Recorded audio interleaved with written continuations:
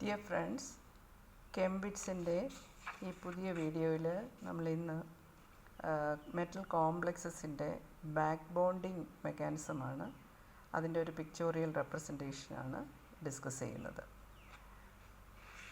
നിങ്ങൾക്കറിയാം, മെറ്റലിൻ്റെ D orbitals എന്ന് പറയുന്നത് അതിൻ്റെ ജോമെട്രി വെച്ചിട്ട് നമുക്ക് റെപ്രസെൻറ്റ് ചെയ്യാം.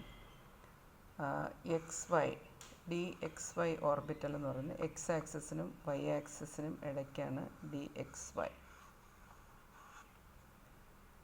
ഡി എക്സ് സെഡ് എന്ന് പറയുന്നത് ഇത് എക്സ് ആക്സിസും സെഡ് ആക്സിസും എടുക്കുകയാണെങ്കിൽ ഇൻ ബിറ്റ്വീനാണ് d x z orbital. This is d x y, this is d x z, now d y Z.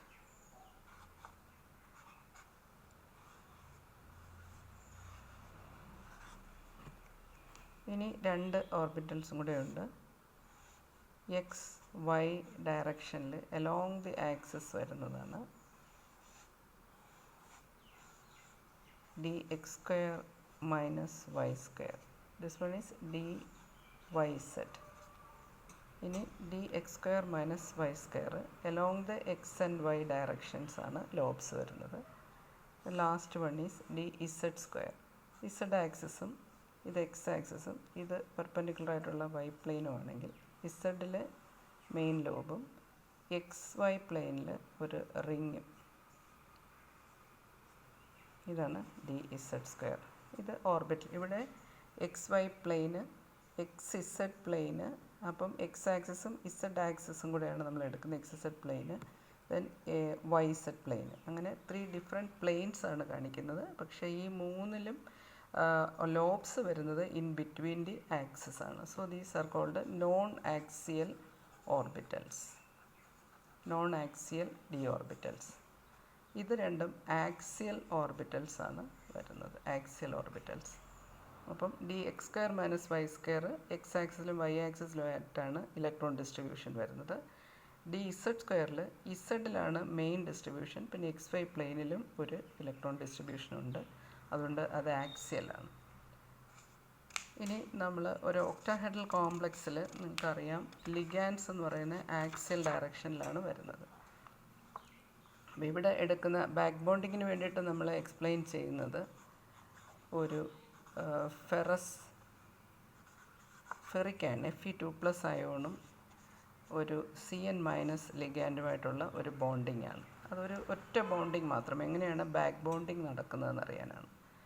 അപ്പം ഇവിടെ ഫസ്റ്റ് എപ്പോഴും ലിഗാൻഡ് ടു മെറ്റൽ ബോണ്ടാണ് ഫസ്റ്റ് ബോണ്ട്. ബാക്ക് ബോണ്ട് വരുന്നത് മെറ്റൽ ടു ലിഗാൻഡാണ്.